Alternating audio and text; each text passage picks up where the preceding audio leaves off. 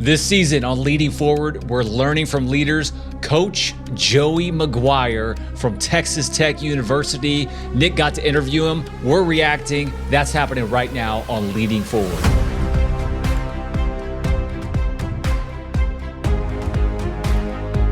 All right, Jimmy, we are back for another episode. Man, last week talking to Clarence Bethea, man, absolutely amazing. Probably, yeah. I know people who listen to that episode are gonna gain. They're probably taking notes, man. I was taking mental notes. I almost got my pad out to take notes while he was talking, and decided not to. Hey, if you missed last week's episode, make sure that you go back and check that out. Yep. Clarence Bethea really is an amazing guy. Really dropped some nuggets of wisdom on us. Bam. Hey, make sure that you like, subscribe, follow. Today's going to be a little bit different episode. We don't have Coach Joey McGuire in the studio. Nope. But next best thing. Yeah, You got to talk to him. Yeah, I had a chance to interview him recently at an FCA event. Yep. You were actually at that event as well, and so I got to spend a little bit of time with him. Absolutely amazing. He talked about leadership. He talked about his faith. Great. And so today what we're going to do is we're going to watch my interview, and you haven't got to see it yet. Which I haven't seen. No. And so we're just going to for real. react to No, it. I haven't fake not seen it. I actually haven't seen it. And so we're going to pause at different times, just be able to discuss it and make sure that we break down some of these leadership principles. Love it. All right, ready to go? Before we even start, I guess I need to hit play for people to see your sports coat. Okay. Well, I'll just take note as we go. That's class right there. So here we go. You ready? There you go. Okay. All right, let's go. Hey, this is Nick Edwards with the Leading Forward podcast. What an honor to be here with Coach Joey McGuire from Texas Tech, being able to ask him about life, leadership, and how that plays into his faith. Coach, congratulations last year on the Big 12 championship win. Thank you, man. I appreciate it, and I appreciate you having me. Yeah, exciting for the upcoming season, I'm sure. Yeah, we are. We've got a really good football team, and we're hard at work right now. We had our first football school yesterday, so we're ready to go. Well, very good. So I just want to ask you a couple questions this morning about leadership and what that looks like for you. So tell me, how does faith play into your life, leadership, your coaching, and how does that impact everything that you do? I think, the world that we live in, as far as coaches, I mean, we have so many people pulling you at certain ways. I take it very serious. I think I was put on this earth to help young men become better men. And so that's grounded in my faith. That's grounded in the people that came in my life and poured into me. And the guys that I still think about are the guys that really were part of FCA. I'm going to talk about that today. But Coach Graves, whenever I was in 7th grade, just people that poured into me. And I kind of use those guys as an example as how I lead. And I think it's really important that we have that center in our life, that whenever things go crazy, which it does in everybody's life, but when it does, when the storms happen, whenever the good times happen, that you have something, to really center you, and that's Jesus for me. Oh, let's pause it right there. Yeah. Okay, so two things I want to open up. The theme of the day at this event, and it's exactly what Coach is saying right here, is that, he just highlighted the impact that one person can have that can change the trajectory of somebody's life. We know this. Absolutely. But it can look in some pretty unassuming ways. You never know who that person might be. Clearly, he's talking about FCA coaches. And, man, I will say I learned a lot that day. I did not know the level of impact and influence. I hadn't really given thought to the level of impact and influence that someone has the opportunity to have specifically as a coach. Yeah, man. Joey was a high school football coach, extremely successful at Cedar Hill. He's talking about these other coaches that have influenced him early in his life. And, thinking about this junior high coach that had a huge impact on him. And now you see the impact that he's having, not just on players, but on coaches. And he is developing this coaching tree even. And when you look at him down in Cedar Hill, the coaches down there, South Oak Cliff, Duncanville. And this is all South Dallas for people listening. Yeah. that, man, he's had a huge influence on the other coaches in that area. Duncanville, Right. those guys, man, these are legendary coaches in high school football, and he's had an impact on them. They've had an impact on him. So understanding your impact is enormous. So true. And then he moves to talk about the anchor, coming back to when things happen, coming back to the anchor that is in your life, the purpose, what you're tied to. Yeah. And I don't know where he goes from here, but man, just pausing to highlight that right there. This guy at this leadership level is attributing his success to the consistent in his life, the consistent thing in his life, and that's obviously his faith in Jesus Christ, man. I love that. Yeah, and he said Stud. he has a purpose in influencing young men. You know, we talked about it before that Maxwell says that your most important days are when you're born, when you're saved, and when you figure out your why. Yeah. And he knows his why. And when you know your why, you live with purpose and you right. get up every day willing to do hard things, willing to grind, willing to go through all the pressures in order to live out that purpose. All right, ready to keep going? Let's go.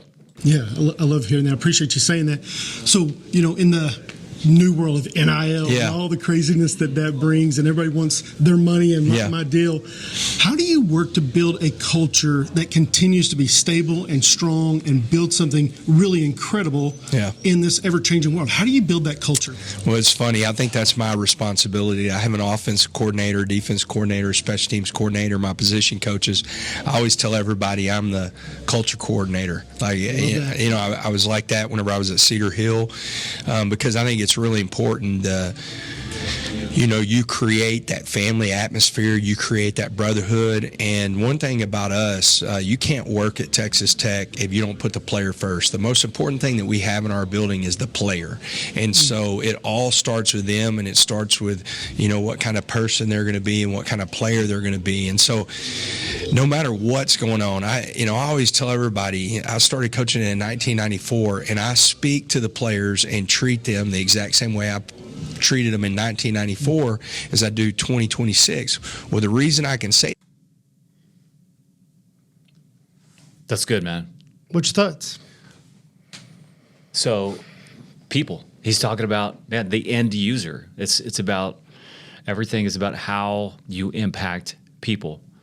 And as we talk to different leaders, especially this season, their purpose is to impact people. Obviously, some people would say my purpose is to point people to Jesus. But in some way, every leader is saying, I'm here to impact people. I've heard it so many times where we get it backward, Nick, and it's like the leader says, hey, the team is here for me. The team is here to do the thing. And yeah, okay. And they need something from you. You have he's talking about culture right now. He's, what do you call himself? The culture Coordinator. The culture coordinator. That's pretty cool. Yeah. You agree? Yeah, absolutely. So, met with this CEO of this company just recently, and we were talking about what does this next step look like? What's the next level look like? And I told him, I said, at this point, you have the CEO title, but you are chief brand protector, and your brand is the culture that you build. Yeah. And you have to protect the culture at all cost. That as your business, as your organization continues to get bigger, whether that's in the number of people you're reaching, the number of dollars that are coming in and out, the number of people that you're hiring and that are on the team, the leader is responsible for the culture. It cannot be delegated. It's right. Everybody's responsibility, but it's yours to own as the leader. Yep. And you said it. You create it. You fight for it at all costs. Mm-hmm. And I mean, you know that. Yeah. You're leading the church, and for you to keep and build the culture of your team is so important. Mm-hmm. And no one else can do that. An intern can't be the culture coordinator, right? Yeah, you get a couple people on the team with woo or gravitas, and you think, those guys are great for the culture. The culture isn't the aura of the lobby or how the locker room smells and feels. That's an element of it. But the culture is made up of the behaviors and the values and the priorities and what is consistent. So I think there's a conception generally, like when we hear culture, it's just sometimes we feel like it feels good. Oh, dude, it goes so much deeper than that. And you're right. Yeah, the other thing he said on this, and I asked this question because I wanted to get to culture. That's one of the things that we talk about a lot, and so I wanted to hear, how do you do this, Coach? And I asked him, within the NIL deals and how things are changing fast, and it's a rapidly changing world. We're talking about that in business and organizations and everything from, AI, and we're looking at going from local markets to global markets and all these kind of things. And he said it's about people. Mm-hmm.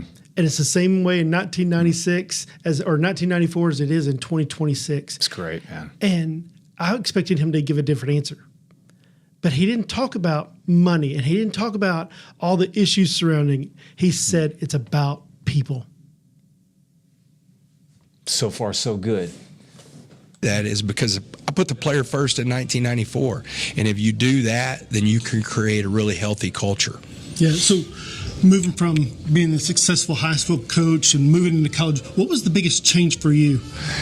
I think the biggest, it's not the X's and O's, it's not the culture as far as the way you treat people in the locker room you're trying to create, but it was a roster management, graduating players early so they can start their masters, then learning over the last few years of how roster management from the standpoint of the NIL and the money and everything like that, because that's real. So I think that was the biggest change. I would tell you on the field, you carry a little bit more third down offense and defense and red zone offense and defense, but as far as the football and the locker room, it's the same. Yeah. So for me as a business coach and speaking on leadership at different events, building a healthy culture with your players is incredibly important. And what I tell business owners is that the most important thing you do and the most expensive thing you do is a bad hire. Yeah. And a bad hire costs you for a long time. Even if you fire that person, they've already changed the culture. They've changed the productivity of the team.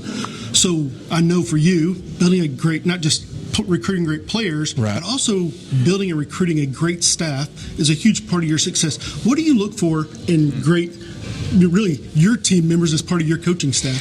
Yeah, I'm looking for great people, and I really want to try to ask questions to where I can hear, like what we just talked about, that they can put the player. Just real quick, man. The first thing that he said was great people. Something tells me he's not just talking about competencies. Yeah, absolutely. He's talking about people of substance. Yeah. Yeah. I love that, man. Keep going. First, I want to. I really spent a lot of time on calling different people. I just hired a young man that went to South Oak Cliff, Jaquez Smith, and I called Chris Gilbert. Chris Gilbert coached him in high school, and so I called Chris Gilbert and said, "Tell me, what's this guy all about?" Before I hired him. I had different people in his references, tell me some good things, but I want to try to find people that maybe I could connect with that aren't on that reference sheet. That if I call, are they going to say the same thing as the people on the reference sheet? Because the people on the reference sheet, you're going to put them on there for a reason, right? That's why they're there. And so I think that's a big part of it. I'm looking for people. We're in a business that there's no time clock. You're it's not an 8 to 5 job. Sure. And so I'm looking for that strong work ethic, but I'm looking for people, that we don't have to be the same. We're all going to be different. We're going to have different ideas, but can you put the player first? Good. Love that. All right, last question for you. What is All right. So what's your thoughts there? So what he's saying, what was the last thing that he just said? He said, puts the player first. Mm-hmm. So as he's looking, the reference. He said the references, man. And that's so true. The people that you list as a reference is they're a gateway to the person who you really need to talk to. I think on episode number 2 or whichever one we did of season 1 was hiring. And we were kind of peeled off some layers on this, but what he's saying it's unilateral. I think it's any hiring, any reference, any adding somebody onto the team vetting process. You want to say, okay, thank you for your input. Who is the person that I need to talk to that is not on this reference list? And that person who's a reference will probably know what you're asking. Yeah. And more often than not, they'll tell you somebody. Okay, let me tell you the story. working with this company. When I first started working with them, they just made some hires. And in the process of making a hire, they made some bad hires. We've talked about the importance of that. Mm-hmm. So we started reviewing, what's your hiring process? Where do you go from, okay, we get through, through resumes, get through interview 1, get through interview 2. When do you start calling references? And they said, we don't ever call references. And their justification was, well, references can't tell you anything. They can just tell you if they're eligible for rehire. Mm. But what that does is get you to that next person. Yeah. And, okay, I'm just going to look at the camera. If you are a business owner, a business leader, and you are hiring, you need to be calling references. You need to be reaching out to people, not just layer 1, but that layer 2. And that's what he's talking about. If you want to be a culture coordinator and protect your culture and hire great people, then you've got to call references. It's so easy to open the door for somebody who it takes one person to significantly, you can tank a whole team with adding one person. It can change the entire dynamic. Okay, so the other part of that is if you're working, you better leave places right because they're going to call you references. Yes. And so that 18, 19, 20, 22-year-old person, this job matters for future. Yeah, man. From everything from breaking up with a girlfriend to leaving a company, how you leave the field is just as important as what happens during the game. Absolutely. Because that's the last thing people remember. Who is someone, or maybe a book that you've read, or maybe the most influential person outside of the Bible and Christ for your life? Golly, man. A mentor that had a huge impact? Is there a book that you would say, this is a book that everyone needs to read? Well, number one, I think I'm a coach because of Harris Brownlee. He was one of my high school position coaches, and I got to stand in front of his classroom last year. He's still teaching and coaching, and tell his students, like, this is the guy, this is the reason I am who I am. So, I always start with him because, of course, I've got to start with my dad. My dad he's been to every game that I've played and coached in, besides about 5 in my entire life, and those 5 are because some of my family members don't understand you're not supposed to have weddings during the fall, and so I still don't get that. But my dad, Coach Brownlee, and man, I've just had so many strong mentors. Robert Woods, who was the head coach at Cedar Hill that, I worked for. I think those are some really strong guys that have really influenced my life. I can go on and on about some great guys like that. And then, I'm an avid reader about leadership and different like that. And one of my favorite books, I always tell everybody, it's called No Excuses by Bob Stoops. And it's just really, really about his life. And one thing that we always talk about is we don't make excuses. We don't let people to make them for us. And so that book is really kind of talking about toughness. I absolutely love that book. Extreme Ownership is another really good one. But I always, whenever people say, hey, what is one read that you would read? And I usually go back and look through it every year, as I'm going through the off season. But that's one that I absolutely love. Man, that's great. I love always hearing new. Before you ask that next question, have you read that book? I've not. I've not either. Yeah. I'm curious. Bob Stoops, No Excuses. I feel like I have to throw up the horns right now and just say hook 'em, regardless.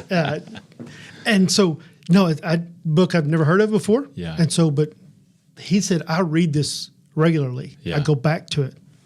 That blows me away. Man, you know this, like, we're big readers. I never go back to I don't have any books that I have gone back to. I know you do. I have 3 or 4. Yeah. And that just, to me, I don't know, man. I feel like I need fresh, but it is wise to go back and reinforce things that were so transformational for you. Yeah. I see the value. I just haven't done it, man. I love that he started off by saying, I'm an avid reader. We've talked about this over and over. We started this episode with a pile of books on this table saying, you need to be reading. Here's some resources for you. And he said, I'm a reader. I'm learning. I'm always learning from someone. I have things that I suggest to others. I have books that I go back to. If you're going to learn, if you're going to lead, if you're going to have some humility, you have to be learning from other people. This is a guy who's arrived, and he is Yeah. developing still. And he's not 22 years old, and he's saying, I'm dedicated to growth. Absolutely. Dude, that's fantastic. Things and new ideas from people, what you're reading and Yeah. how you're learning.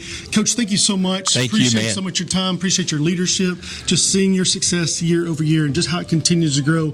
I know Red Raiders have some great things coming Yeah. because of who you are and your leadership. So thank you very much. Thank Appreciate you. Thank you. That's great, man. You Yeah. did great, dude. Man, appreciate it. That was good. That was. I felt honored to be in that room, and it wasn't just Coach; it was some other guys. There were some high-level leaders in that Yeah, room, man, and so it it was really was awesome. amazing. I realized we should have said something earlier. This is in a big banquet hall, and no one's in there yet, but they're playing like the background music, and people are setting up breakfast, and you could hear them. Setting a good vibe. Elevator I music appreciate. in I the heard back. it, man. I was like, oh, And this so, is nice. But just to have 10, 12 minutes, being able to talk to him a few minutes Yeah. before and after, he was everything that he showed on that. That's good. You could just see his character coming through. And then we got to hear him talk for 30, 40 minutes. And during that, you just saw his heart. He walked up on stage. You know, Clarence talked about this last week, to be vulnerable. Yep, that's right. And Yeah. Coach walks up on stage and he said, man, I didn't plan to do this, but I'm going to show you my heart this morning. Yeah. Remember? And he started saying, man, I'm so grateful for Coach Samples over here. And I'm so grateful for men like Coach Carlos pointing Lynn. them out, yeah. And going through these guys. And he was pointing them to it and going, man, thank you for being on my coaching staff years ago. And he's pointing these things out. And you just see this heart of vulnerability. Yeah. That he wasn't just up there to give us a bunch of knowledge. He was revealing, man, I am grateful for the journey. I'm grateful for the men that have been in my life. Nick, how big of a part do you think that attitude of gratefulness, of gratitude is in success, man? We hear it from Maxwell. You hear it from pastors. You hear it from all these different people. Clarence talked about it last week. Just you cannot be arrogant and proud and continue to learn. Mm-hmm. And so what I tell people, what does humility mean? Well, humility, we want to think that humility means thinking less of myself, but that's not what it means. I can think how great I am, but humility means I think of others as more significant than me. So, I asked a question this the other day, said, so we're sitting here with Nolan Ryan, and Nolan Ryan goes, man, I've got more strikeouts than anybody ever. Is that arrogant? Well, maybe, but if he goes, man, I have more strikeouts, more no-hitters than anybody else, but I've never seen anyone throw like Greg Maddux. Oh, wow. Yeah. Right? That Changes it. that changes the whole feel. And our light just went off. I And so, don't care about it. yeah. So This feels better, actually. Feels like good. it? It's So- good vibes. yeah, we'll see how this turns out. Okay. So, so it's not thinking less of myself, Yeah. because when you think less of yourself, you actually devalue yourself and you Yeah. devalue what God has called you to do. I know. You're a football guy. I'm I'm a college football. college football guy. Okay, so this is new for me. Like NIL, I don't know what that means. Yeah, I had name, to image, do and some- likeness. And that's these 18, 19, 20-year-olds getting $1 million, $2 million, $3 million to Okay. play college football. Wow. Hey, well, I had to do a little bit of homework. I guess I should say FCA, if you're listening. It's Fellowship of Christian Athletes. That's the organization. Look them up, doing great things. Huge shout out to Danny Noah. Danny Noah. Yep. We should tag him. Grateful for the invite, but there was a former Dallas Cowboy receiver, Isaiah. What was his last name? Yep, Isaiah. I'll figure it out here in a little bit. But one of the things he was saying that I thought was super valuable was just in alignment with everything that we're talking about. He talked about a time when he was with Seattle and he went to the big one. He went to the Super Bowl. And at this Super Bowl, he knew he wasn't going to see playtime. He wasn't going to see the field. First of all, man, I can't even imagine that what that feels like. It's got to feel amazing and dang. But what he said was, I think he was starting to get in his feels and he had to make a decision on that's my assignment is the sideline. So am I going to contribute to the team from where I'm assigned?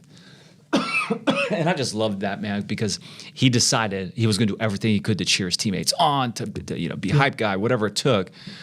And I think that applies to so many things, man. You may not have to be, you may not ever be the guy or in the room or with the thing, but God has a part, and he has placed you in a specific place this time in the family that you're in. And you may not feel like you have a purpose or a role that is significant, but I can tell you that it is. Yeah, absolutely. You have an opportunity to bless the people around you regardless of where you are. Yeah, the other guy that was actually sitting at your table was Tim Brown. Tim Brown was awesome. A Hall of Famer, Heisman Yes. winner. So unique thing about him, only one high school in the entire state of Texas has 2 Heisman winners. Oh, Any idea what it is? no? Woodrow Wilson High School in Dallas. Okay. So I got to spend a weekend with him, 3 days with him a couple years ago. Everywhere we went, everyone knows him. Like rock stars know who he is. He walks in the room and everybody's like, oh, hey, there's Tim Brown. Okay. Yeah. He was so humble. He was so, he had every right to be proud.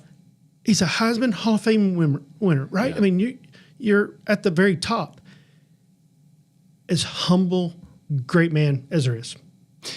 I felt so stupid. On that day, Nick, I walked in and I did not ask Danny where I was going to be. And I walk up to that table and these gentlemen are there, and we got Isaiah's emceeing the thing. You got Coach Brown and a couple other guys. I don't know who they are to this day. I was wondering how the world did you get to sit at that table? I don't know, man. I don't know. But there were so many other people that would have done a better job at honoring those guys. And so I just tried to talk to them and just get to, it was a fun time. But I felt so silly because I introduced myself to Tim Brown, and I said, hey, I'm Jeremy. I'm a pastor at a church, friends with Danny. And I didn't know who he was at first. And then he said, I'm Tim Brown. And I was like, yeah, awesome. Good to meet you, sir. Good to meet you. And I still didn't know who he was. Oh, I did Jeremy. not, man. I really we did. apologize. I had to go back onto my phone and look at the flyer and be like, oh, dang, I'm at that table. Yeah, I was wondering. apologize. No, that's okay. You made it through. Yeah. And had a great experience, I'm sure. That's great. So, no, it's good. Just seeing men like that who are leading at the highest level that have this humble spirit amongst them, I think it's a huge thing. So the other thing, when I got to spend a couple of days with Tim Brown, we were at the Hall of Fame. And we were at the Hall of Fame induction ceremony. And what I realized is there were Cowboy greats that were there that are now in their 60s and 70s and 80s. And every one of those men were once superstars. It's wild. A lot to think about. And now they're just old men. And that's the reality, right? That every young man wants to be this superstar, and every superstar is going to eventually become an old man. And if we don't live our life worthy of the calling, if we don't live our life in such a way that we are honoring Christ, that we are leading others, that we are influencing others for more than just this life, man, we're missing out. Going back to what Clarence said last week, man. Absolutely. It's about who you're becoming in the process, who you're serving in the process, who you bringing along with you as you're doing it. All those things, they matter, man. Absolutely. Yeah. It was fun. Hey, thank you so much for joining us this week on Leading Forward. A little bit different episode, just being able to show this interview with Coach McGuire. Make sure that you like, subscribe, follow. Make sure that you continue to be a part of this. This is something we want to continue to influence others with the way God's given us the abilities to do. And we want to make sure that we give you the very best each and every week. We got some big names still to come. Yeah, I'm excited. But a big shout out to Coach. Thank you. Thank you. If you hear this, thank you. That was great. Absolutely. Hey, thank you so much. Continue to learn, continue to grow, continue to get better, and always lead forward.